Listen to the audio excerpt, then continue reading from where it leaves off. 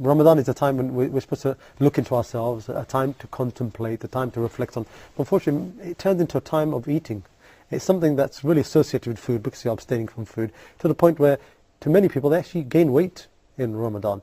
I mean, this thing of overeating in Ramadan, is it something that Allah speaks about, that the Sharia speaks about, or the Prophet gives some guidance towards, or not overeating, not overindulging? Allah Azza wa Jal tells us in a verse of the Quran, eat and drink, but do not exceed. Because exceeding is part of the way of Satan. Mm-hmm.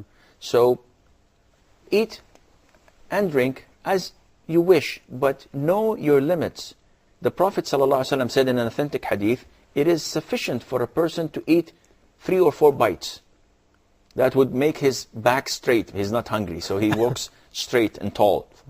And the Prophet goes on to say that if you want to eat inevitably, then 1/3 for your food, 1/3 for your liquids, and 1/3 for the air you breathe. This in your body here? Yes, so you make it in proportion.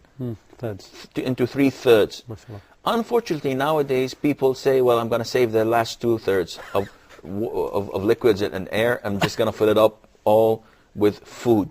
And you can see this clearly. Yes. You can see this manifested in Taraweeh prayer. People pray Maghrib, they go back to their homes, and you have a full table of everything. Yeah. Of sweets, of soups, of sambusaks, of main 3-4 main courses, and they fill it up to the rim with brim.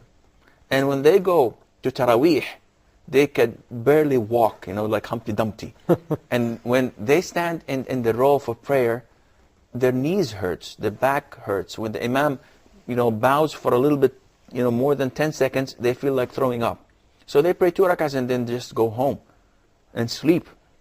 And when Fajr comes, it's the same thing because they've just had the meal of suhoor. Oh, yeah.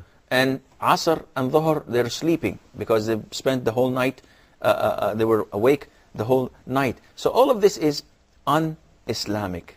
Have one meal and one type of food, that would be more than enough, because then you would go and pray and you can have your mind intact, understand what the Imam says. But for the woman to sit for 6 hours in the kitchen, not praying, not reading the Quran, not doing anything useful for her day of judgment, just cooking like a slave. Yeah, we have these questions where sisters say that for me Ramadan is more to do with what goes into the kitchen. I mean, it's a time of ibadah, worship, of reflection, but poor sisters there in the kitchen. See, she's rewarded for what she's doing, yes, but not to that extent. Yeah. Yani for a woman to sit 6 hours in the kitchen cooking, and then at the end of it, you get complaints from the husband. The salt was too little. It's overcooked. It's not. My mother makes it better. No, this is unacceptable. Focus on what's enough to feed the hungry mouths, and that is it. Something decent, pleasant, but one course, not 6 or 7 of them. Barakallah fiik, Sheikh.